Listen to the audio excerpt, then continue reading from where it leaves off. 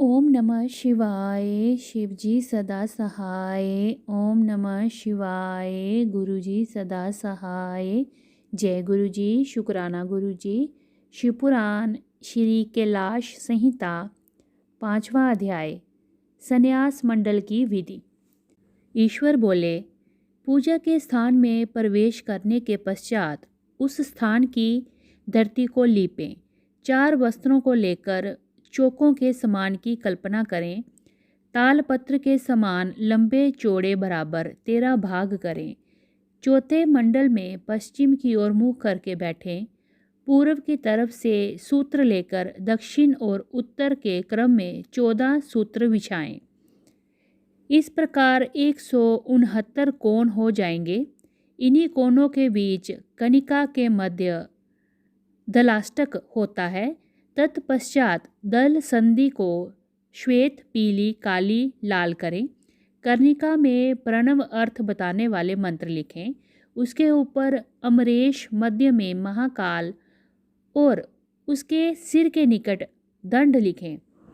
उसके बाद ईश्वर का नाम लिखें। फिर श्याम अर्थात काले रंग में सिंहासन और पीले रंग में श्रीकंठ को रंग कर अमरेश को लाल और महाकाल को काला रंग करें। ईश्वर को सफ़ेद रंग से लिखें। ऐसा लाल यंत्र संध्योच्चा मंत्र से दान करें। फिर नाद से ईशान को भेद कर अग्नि क्रम से बाहरी पंक्ति को ग्रहण करें। 4 कोनों को श्वेत और लाल धातु रंग से रंग कर 4 दरवाजे बनाएं। इन दरवाजों के चारों ओर पीले रंग हों। दक्षिण दिशा में कोष्ठ और 8 दल में कमल रखें। इस प्रकार विधि विधान से सभी दिशाओं के मंडल को अंकित करके सूर्य देव की पूजा करें। इति श्री 5वां अध्याय समापत। 6ठा अध्याय न्यास वर्णन। भगवान शिव बोले, ऋषिगण कमल की रचना कर शक्ति कमल की रचना करें और चतुर्थी विभक्ति सहित अंत में नमा लगाकर शक्ति कमलाय नमा का उच्चारण करते हुए वस्तुओं को धारण करके गुरु को नमस्कार करें। बाहर की ओर त्रिकोण व्रत क्रम से शंख की पूजा करें और शुद्ध सुगंधित जल से 7 बार गंध पुष्प से ओम की पूजा अर्चना कर धेनु मुद्रा दिखाएं। फिर शंख मुद्रा दिखाएं। ये कहकर अपनी आत्मा को शुद्ध करें। प्राणायाम करके ऋषि का स्मरण करें। अंगन्यास करने के बाद अस्त्र मंत्र से अग्नि कोण के कमल का प्रेक्षण करें। दक्षिण में स्थापित कमल का पूजन श्वेत वस्तुओं से ही करें। तत्पश्चात इसकी चारों तरफ से पूजा करें।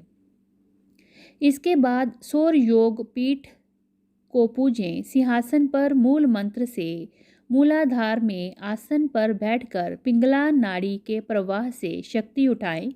जिस स्थान पर परमेश्वर शिव देवी पार्वती सहित शोभित हैं, उन्होंने रुद्राक्ष की माला, पाश, खटवांग, कपाल, अंकुश, कमल और शंख को धारण किया हुआ है। 4 मुख और 12 नेत्र उनकी शोभा बढ़ा रहे हैं। तत्पश्चात सूर्य देवता का आवाहन करें और मुद्रा दिखाएं। फिर बीज मंत्रों से अंगन्यास करें। अग्नि, ईश्वर, राक्षस और वासु की 4 मूर्तियां बनाकर उनका पूजन करें। पूर्व से लेकर उत्तर में मूल कमल दल से आदित्य, भास्कर, भानु और रवि के नाम से क्रमशः सूर्य, ब्रह्मा, विष्णु, महेश और ईशान का पूजन करें। फिर शिव भक्ति में रत हो उनका स्मरण कर भस्म धारण करें। तत्पश्चात गुरु की नम्रतापूर्वक पंचोपचार से पूजा कर उन्हें नमस्कार करें। पूजन की विधि के अनुसार आगे बढ़ाते हुए ईशान का न्यास कर पंचकला क्रम से शगोज्योत का कल्पना करें।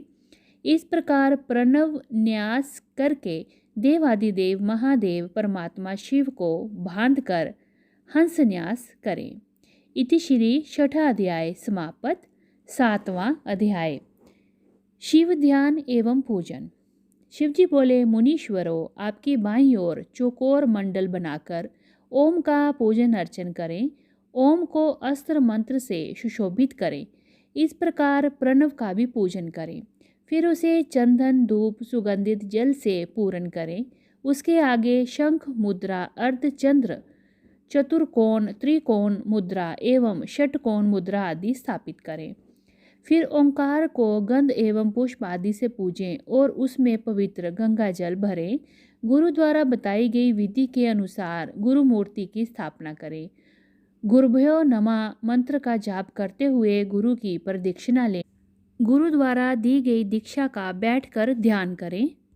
तत्पश्चात स्थापित मूर्ति में देवता का आवाहन करें।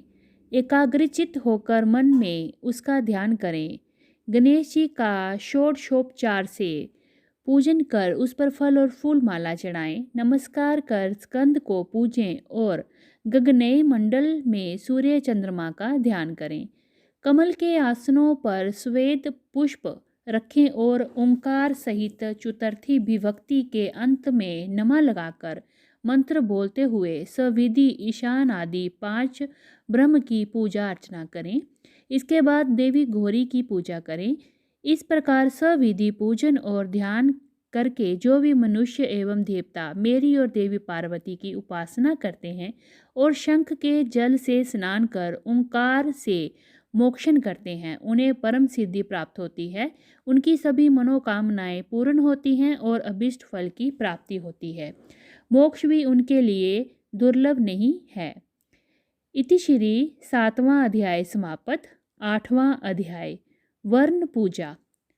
सर्वेश्वर शिव बोले, हे देवी, बुद्धिमान और विद्वान मनुष्य एवं देवगण को पूजा करते समय सर्वप्रथम गणेश और कार्तिकेय का पूजन करना चाहिए। तत्पश्चात वेदों के आदि स्वरूप अर्थात शिव का आवाहन कर पूर्व दिशा में कमल कनिका के ऊपर चारों ओर पूजा करें। आवो राजा नमः मंत्र का उच्चारण करते हुए रीवा से रुद्र की पूजा करें। फिर कनिका दलों में आवाहन करें। शिव को पूर्व में, हर को दक्षिण में, शिव को उत्तर में और भव की पश्चिम दिशा में यथाक्रम के अनुसार पूजा करें। ओ रा ओ पा ओ ज्ञा ओ ला अपर्ण अपूर्व ओ वा ओ सा और वेद के इन 10 मंत्रों से लोकपालों का पूजन करें। तत्पश्चात दक्षिण दिशा में ईशान देव की पूजा करें। ब्रह्मा और विष्णु का विधि विधान के साथ षोडशोपचार से पूजन करें। फिर 5वें आवरण में ओंकार रूपी शिव का स्मरण एवं ध्यान करते हुए सविधि पूजन करते हुए नैवेद्य चढ़ाएं और अर्घ्य दें। इसके बाद भोजन की सामग्री एवं तांबूल अर्पित करें। तब नीराजनादि क्रम से पूजा को विसर्जित कर देवी और देवता का शुद्ध हृदय से ध्यान करते हुए 108 मंत्रों का जाप करें। इसके पश्चात पुष्पांजलि अर्पित करते हुए यो देवानागति उपनिषद की ऋचाएं का जो कि नारायण में कही गई हैं जाप करें। फिर प्रदक्षिणा कर साष्टांग प्रणाम करें। आसन पर बैठकर शिव नाम को 8 बार जपें। ये सब क्रिया पूर्ण करने के पश्चात त्रिलोकीनाथ कल्याणकारी भगवान शिव से प्रार्थना करें कि हे भगवान, हे शिव शंभु, मैंने आपकी पूरी क्षमता एवं श्रद्धा से आपकी पूजा और आराधना की है। ये कहते हुए शंख के जल और पुष्पों को चढ़ाएं। फिर अर्घ्य देकर 8 बार नाम जप करें। इति श्री 8वां अध्याय समाप्त। 9वां अध्याय शिव के अनेक नाम और ओंकार। शिव जी बोले, हे देवी, शिव महेश्वर रुद्र पितामह संसार वेद्य सर्वज्ञ और परमात्मा, ये देवादिदेव महादेव के मुख्य 8 नाम हैं। इन्हीं 8 नामों का प्रतिदिन जाप करना चाहिए। शिव शंकर और महादेव ये सभी नाम शिव स्वरूप ही हैं। उपाधि युक्त होने के कारण शिव के अनेक नाम हैं। वे परिशुद्धात्मा और शिव के विशाल और अनगिनत गुणों के कारण ही उन्हें ईश्वर की संज्ञा दी गई है। 23 तत्वों से परे प्रकृति और प्रकृति से परे 25वां पुरुष है। इसी के वाच्य वाचक के भाव के भेद में ओंकार कहते हैं। वेद में जानने योग्य आत्म स्वरूप वेदांत में प्रतिष्ठित ही परमेश्वर हैं। पुरुष और प्रकृति इन्हीं के अधीन हैं। वही अविनाशी माया के स्वामी हैं और त्रिगुण तत्व के रक्षक हैं। वह शिव ही मोक्ष प्रदान करने वाले और सबको दुखों से दूर करने वाले हैं। इसी कारण उनका नाम रुद्र पड़ा। इस प्रकार शिवजी के मुखराविंद से वेद से भरे अमृतमयी स्तोत्र को सुनकर देवी पार्वती मन में बहुत हर्षित हुई और उन्होंने शिवजी को हाथ जोड़कर बार बार प्रणाम किया।